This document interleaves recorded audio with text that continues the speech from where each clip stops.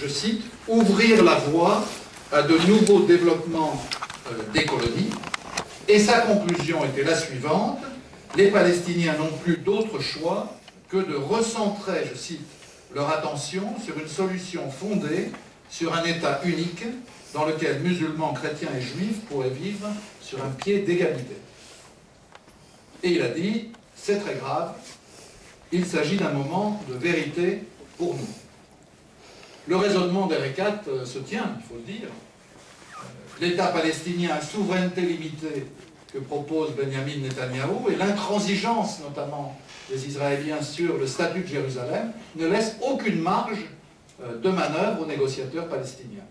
Et pour cause, puisque, vous le savez, Benjamin Netanyahou aurait réaffirmé à Mahmoud Abbas, je cite, que Jérusalem resterait la capitale éternelle et indivisible d'Israël, que la question des réfugiés ne serait pas évoquée, que notre État palestinien serait démilitarisé, que nous devions reconnaître qu'Israël est un État juif, qu'il n'y aurait pas de retour aux frontières de 1967, que le ciel serait sous son contrôle. Effectivement, la marge de manœuvre est extrêmement réduite.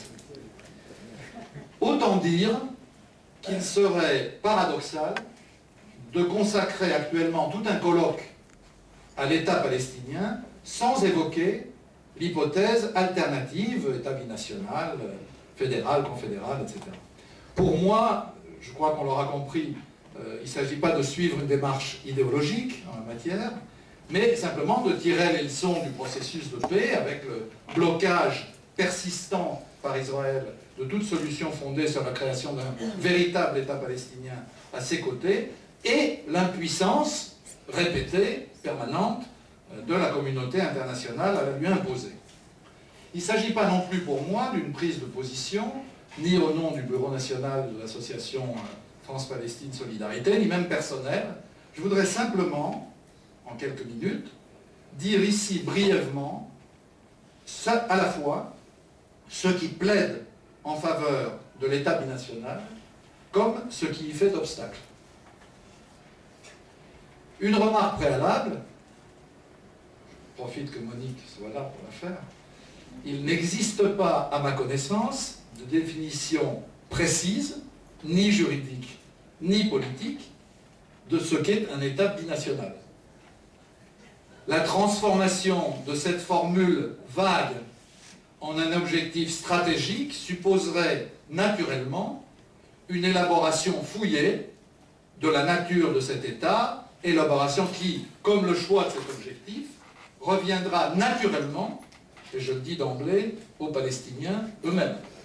Ce n'est pas à nous de donner des leçons aux Palestiniens, ni de leur dire ce qu'ils ont à faire. Trois facteurs vont indiscutablement dans le sens d'une solution binationale du conflit israélo-palestinien. Premier facteur, je le dis alors là avec beaucoup de conviction, il s'agit d'un superbe idéal, beaucoup plus conforme aux valeurs que tous ici, je crois, nous défendons. Qui d'entre nous prône une vision du monde composée d'États ethniques ou ethnico-religieux et a fortiori les nettoyages ethniques qui en découlent? Monique a très bien dit hier ce qu'il en était, et j'ajoute à ce qu'elle a dit que les leçons de la tragédie yougoslave doivent nous faire réfléchir avec beaucoup de force à ce sujet.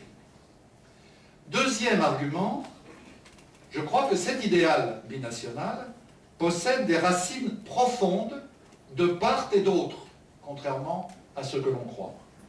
Avant d'opter pour deux États, l'Organisation de libération de la Palestine a plaidé en faveur d'une Palestine laïque et démocratique. Je rappelle que dans sa charte de 1968, celle amendée après l'arrivée au pouvoir dans l'OLP comme président de Yasser Arafat et des organisations de Fedaïn, la charte se fixait pour but une Palestine progressiste, démocratique et non confessionnelle dans laquelle les musulmans, les chrétiens et les juifs bénéficieront de la liberté de culte, travailleront et vivront en paix, jouissant de droits égaux. Je rappelle aussi, pour les plus jeunes qui ne s'en souviennent pas, qui n'ont pas appris, pas forcément, il y a des jeunes qui ont tout appris déjà, devant l'Assemblée générale de l'ONU, Yasser Arafat s'était écrié en 1974 « Pourquoi ne puis-je rêver? Pourquoi ne pourrais-je pas espérer? La révolution ne consiste-t-elle pas à traduire dans les faits les rêves et les espoirs?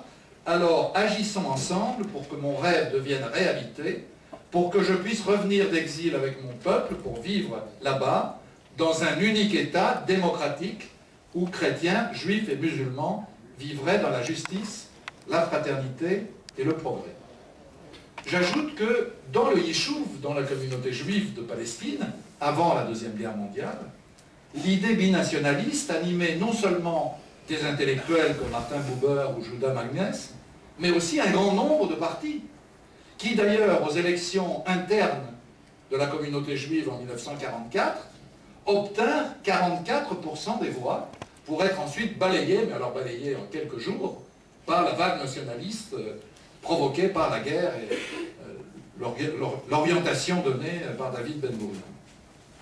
6 ans plus tôt, donc en 1942, la Ligue pour le rapprochement et la coopération judéo-arabe adoptait une plateforme qui sera ensuite reprise par ces différents groupes, considérant, je cite, la construction de la Palestine comme patrie commune du peuple juif y retournant et du peuple arabe y résidant, et cette plateforme, disait-il, doit être fondée sur une compréhension et un accord mutuel, et la plateforme proposée, prônait, la non-domination d'un peuple par un autre, indépendamment de leurs forces numériques respectives, et donc un régime binational en Palestine.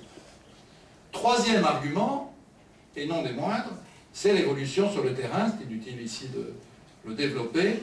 Il est clair que les décennies passées ont étroitement imbriqué les deux peuples, avec d'un côté 500 000 colons juifs en Cisjordanie et à Jérusalem-Est, et de l'autre, on le sait, 1 500 000 Palestiniens, citoyens d'Israël, héritiers des 150 000 qui parvinrent à échapper à l'expulsion de 1948-1949. Je souligne entre parenthèses, je n'ai pas le temps de le développer, qu'une certaine manière de présenter l'acceptation d'un État palestinien aux côtés de l'État juif peut servir d'argument, par exemple, à la campagne menée par Avigdor Lieberman contre la citoyenneté des Palestiniens d'Israël. On renvoie dos à dos et on propose des échanges de population, y compris sur place, simplement en déplaçant les frontières. Arguments, il y en a d'autres bien sûr, mais les principaux,